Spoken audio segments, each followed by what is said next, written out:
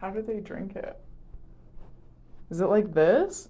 This video isn't about my opinions on first name Prince, last name Harry, or Meghan Markle, or the royal family, but quickly I will say that the monarchy is weird and embarrassing and violent, and Harry and Meghan do acknowledge this to an extent in their recent 500-part Netflix documentary about why they want to be normal now. But I want to talk about how, in an attempt to cosplay peasanthood, Meghan Markle mistakes her pitchfork for a hoe.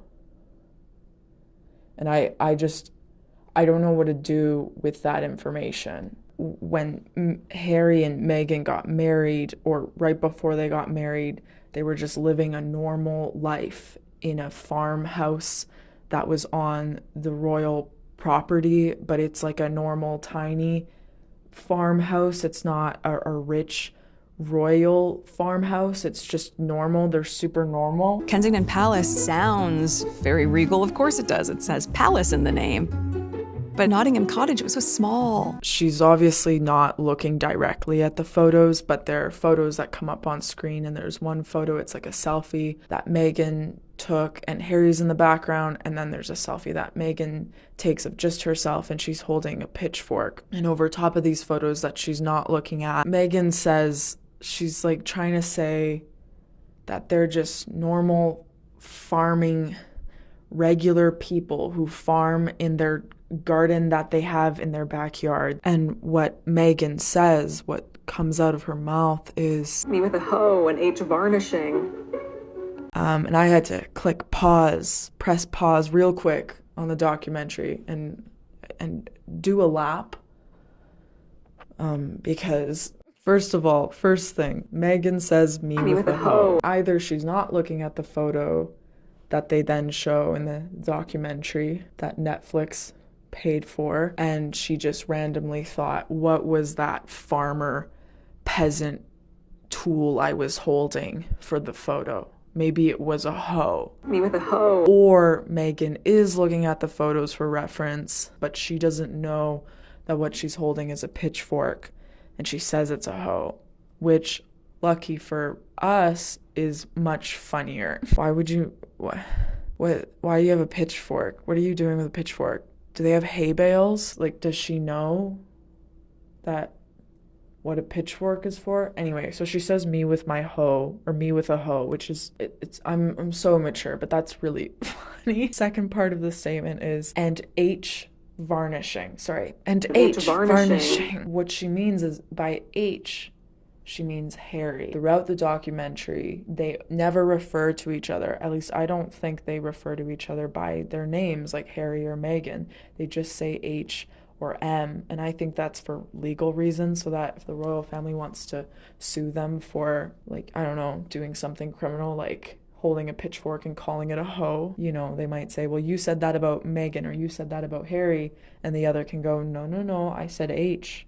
And H doesn't mean Harry. Like, they can really argue. I said M. That doesn't mean I was talking about Meghan. There's some leverage there for them, which honestly, smart move. Or that's just their pet names for each other, which, okay.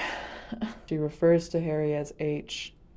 Varnishing. Because Harry in the picture, he's varnishing a gazebo, which, again, is very relatable. I didn't have a gazebo growing up. Maybe there were kids in my school who had gazebos in their backyards. You know, if you know someone who grew up with a gazebo in their backyard, now as an adult, I think it's pretty safe to say that that person is a complete shit fuck.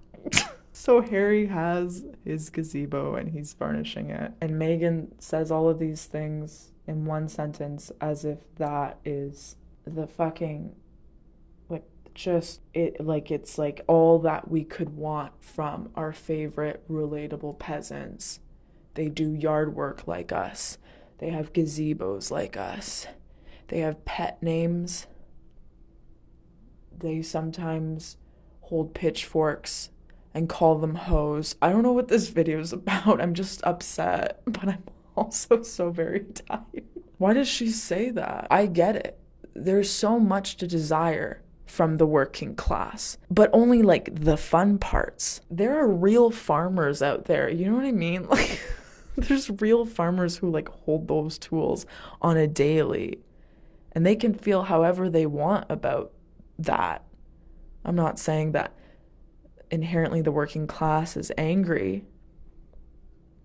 or or tired, but I can say right now that I'm I'm pissed and I'm tired. Nothing else about the documentary stood out to me. Obviously they talk about some of the things they deal with, which genuinely some of those things suck. Like being harassed by strangers with cameras, being brought up in the public eye, that's like fucked up. I'm sorry I don't remember in detail anything else you said. My brain kind of shut off after me with a hoe and H varnishing. That's it. That's all I have to say.